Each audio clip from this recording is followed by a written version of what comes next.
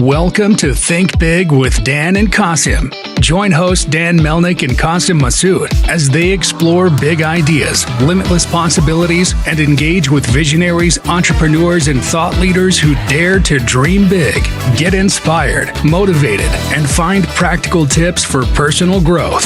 Think big, dream bigger, and ignite your potential.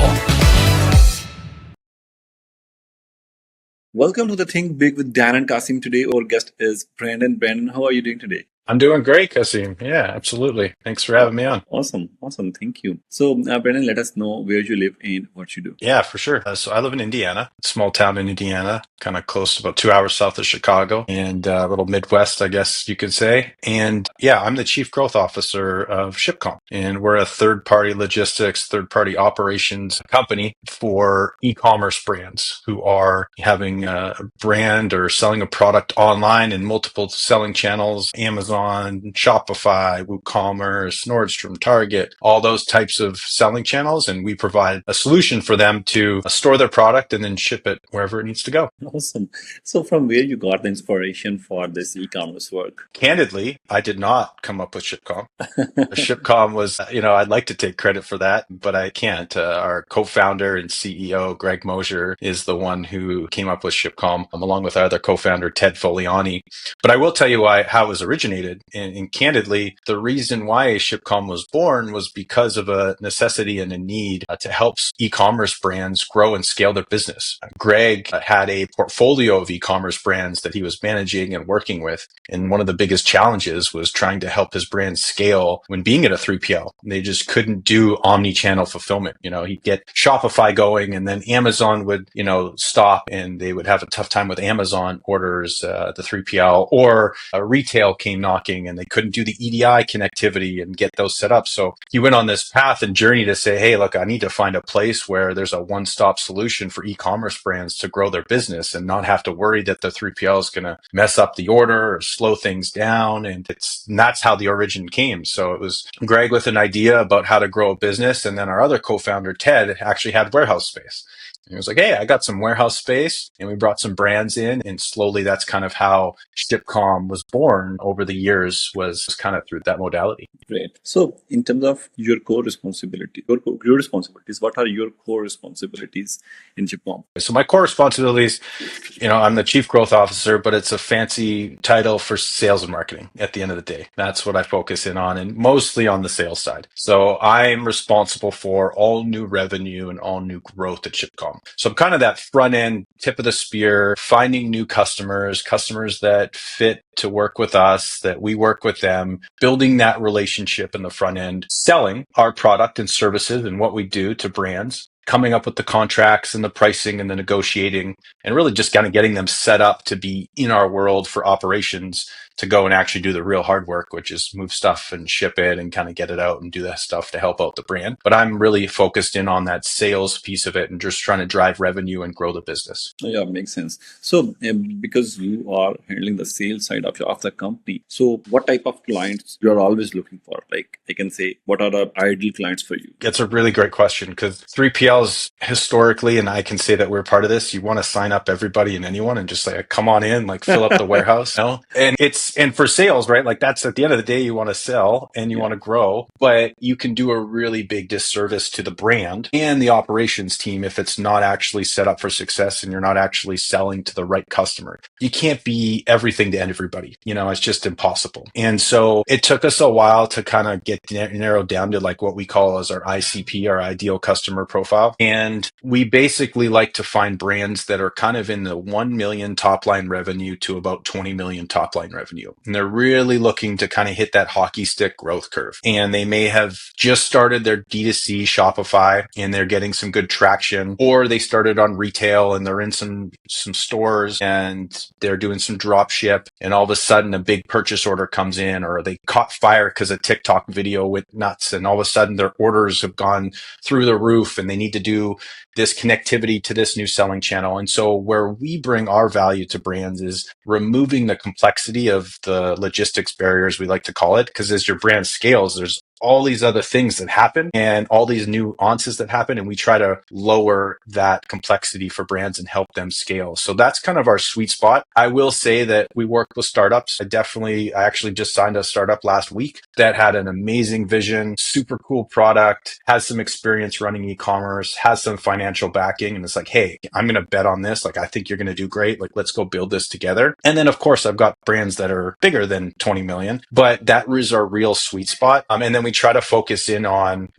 8 to 9 kind of industry categories that we really specialize in. So we stay away from like wine and alcohol and food and beverage, like cold storage and frozen stuff. So we really try to focus in on those targets. And really what that does is it brings in a nice profile to our operations team so that they know what's coming in and they can be set up for success as well. And sales sometimes has a tough time saying no. I think that's typically it's very hard to do. I still have a tough time doing it. But at the end of the day, I'd say that that's probably our secret sauce and weapon is that we know what brands we work really well with and we can help them scale and grow. And through our process, we can kind of figure out if it's a right fit and just being disciplined with that. Yeah, that makes sense. Completely makes sense. So, in terms of any eligibility criteria, like do you have some eligibility criteria of your customers? I would say so. We stay away from like bulk and heavy. So if you're a $1 to $20 million brand and you're growing, but you're shipping sofas, furniture, that's something that I would stay away from. It's just big, bulky. It's hard. I have to probably put 3 or 4 workers to pick the sofa up, and the economics just don't make sense. And there's warehouses that just focus in on that type of stuff, and that's great. Again, frozen, cold storage isn't typically something that we, like to see or like to work with, just because we don't have the facilities for it. I don't want to take somebody who's cold storage and then all of a sudden their stuff melts at my warehouse. So that eligibility, we do a hazmat certified. We do some products in that category as well. So we can take on a little bit of that. But yeah, that would probably be the most barriers to entry is just kind of your product category. Yeah, completely makes sense. All right. So sales is well connected with the marketing as well. So let's talk about a little bit about the marketing. Can you share one thing in your marketing that worked for you? Or maybe you can share one thing that never worked for you. I can tell you a lot of stuff that never worked. That's for sure. Yeah, that's a definite. I think so sales and marketing, you nailed it. It's so connected now. Yeah. We actually joked around. We call it smarketing at our company because it's literally like one can't move without the other. And the messaging on marketing has to be flowing all the way through, and the sales has to pick up that messaging, and it has to be coherent. Otherwise, you lose that customer during the process. And I've seen so many times where customer clicks on an ad and they think they're getting X, Y, and Z, and then they come into the funnel and then they talk to a sales rep, and the sales rep just completely misses the target on what that actual pain point was for the customer. So, I'm beating around the bush of kind of like what you asked me, what works and what doesn't. I would say what used to work historically for us, like 3-4 years ago, was a lot of Google ads, candidly. Like Google ad spend, Facebook spend, putting out the ads, trying to just get clicks and put some fancy stuff out there and get people to come through the funnel. Book a call with an SDR, qualify them and get them in the AE and close the deal. As we moved more up market and kind of refined our ICP, we realized our customers aren't actually searching on Google for the best 3PL. It's actually more the network and the partnerships and the relationships and actually the branding that's building on the marketing side. So what's worked really well for us in the last 12 months is partnering with ancillary type companies. So companies that offer added value to my brands and the companies I work with, like a customer success support team that does all they do is customer support for like e-commerce brands. I will partner with them and we'll refer business back and forth together because I can offer a service they can't offer. They offer a service I don't. And we can kind of come together and say, hey, let's package this up. Or they're on the phone or talking to a brand and the brand's like, hey, my 3PL sucks. Like, do you know anybody? And vice versa with us.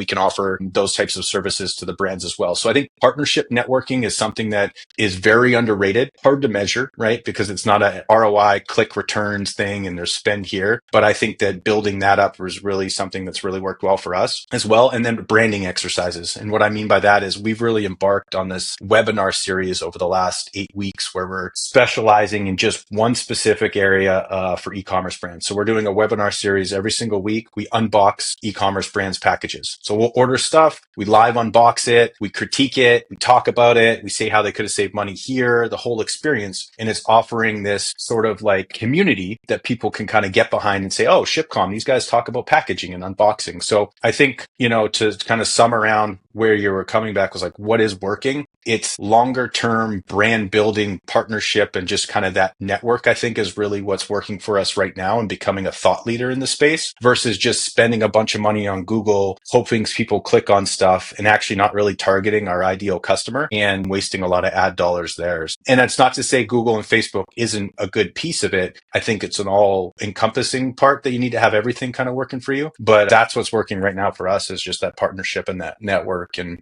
building that trust within the community. Yeah, this is great. In fact, I believe your PR and networking is a complete standalone thing that is very underrated. Maybe people are still not aware about all these things. Yeah, well, got it. So, Brendan, can you tell me, do you work on the goals as well? Like, obviously, you must be working on the sales goals, but do you work on the goals like short term or the long term goals?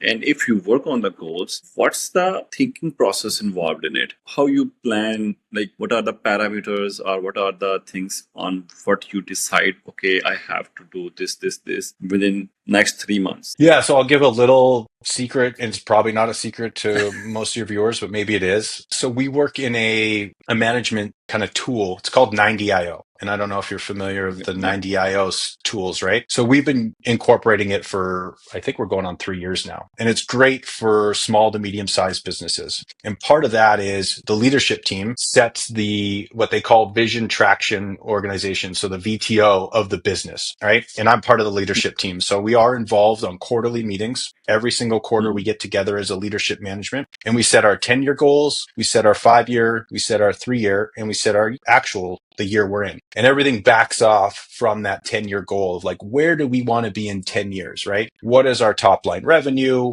Who do we want to be in the industry? How many customers do we want to have? How many warehouses do we have, right? And so we sit down as a leadership team and we look at that 10-year goal every single quarter. Is that who we still want to be?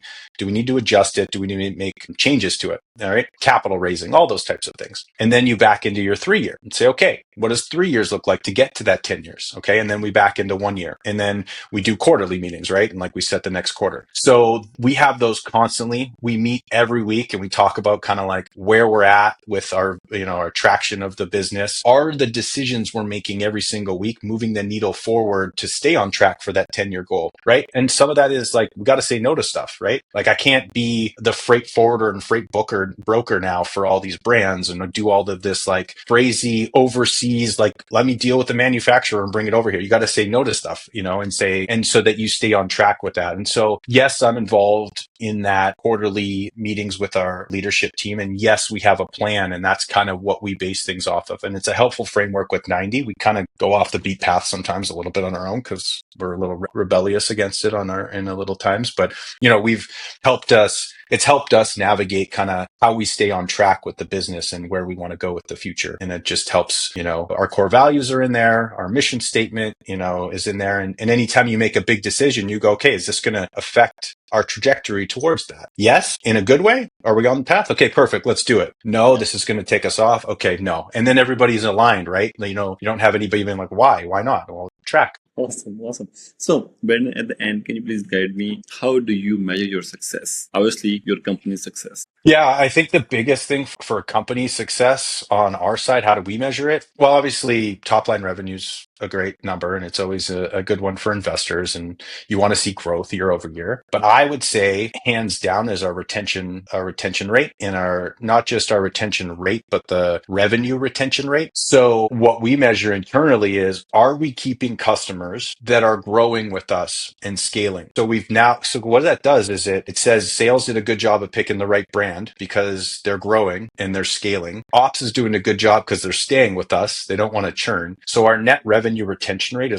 for me is my biggest like litmus test of, am I doing a good job and my team doing a good job of qualifying leads and making sure we get the right customer in? And then are we doing the right things operationally to make sure we don't churn those top customers and then help them scale and grow? Because our mission statement is make our customers more successful. So if I can scale brands and I can grow these customers and help them get to the revenue targets they want and they stay with us, then I believe that's a huge measure of success. And then during that time, we lose customers too. You can't keep 100%, but hopefully you're losing the ones that unfortunately just aren't a fit and you're not helping them out. So that's for me. I love that number. That's what helps track success for me. Awesome. Well, Brendan, at the end, please give us the biggest piece of advice for our audience who are entrepreneurs, business owners, or maybe planning to be their own boss. Yeah, I think for any entrepreneur who's starting a business, midway through a business, or just finding their way, is having patience in what you're doing. You're not going to have results overnight. You hear the stories of people like flash in the pan and they made millions and billions of dollars and stuff like that. And you hear the success piece of it, but there's many years that lead up to that striking point. And if you have a product, you really believe in your heart and soul that you're bringing something to the world that's going to help change it, make an impact. And that's something that's like your North Star and it helps you, light you every single day. And it like gets that soul going. Stay in on it and don't give up on it, because there will come a point in time where all of the LinkedIn posts and all of the messaging and all of the Instagrams and the TikToks and the video conferences and the podcasts that you're on are going to pay off, but it's going to take time. And everything is built on a long tail, in my opinion, and companies are built to last in that way. And so stick with it, especially if it's your passion and it's something that you want to continue to see through. And I know that's not like crazy new advice, but a lot of people give up, I think, and just throw the towel in. Yeah. And if you believe in it, just chase after it. Exactly. Well, thanks for the beautiful advice. So please let our viewers know how they can reach you. You can share your website or social media handles, whatever you want. Yeah, I appreciate that. So anybody who's interested in our services or what we do and helping brands scale, you can always go to shipcalm.com, www.shipcalm.com. Check our website out, book a call with, one of our team members. You can reach out to me directly anytime, Brandon, BRANDON at shipcalm.com. And then I'm also on LinkedIn a lot. You can see my posts. And if you want to be part of an unboxing event, we do them for free. It's not like we don't charge anybody. I'll be buying your product. So sign up if you want. You can find me on LinkedIn as well, or just email me directly and I'll be available. So appreciate the time. This is super cool. And I'm flattered that you asked me to come on. So thank you very much. Huge thanks for joining us today and sharing the valuable insights. And hopefully we'll stay in touch and we'll meet again soon. Thanks for joining us today. You bet. Thanks, Qasim. Take care, man. Thank you. Bye-bye.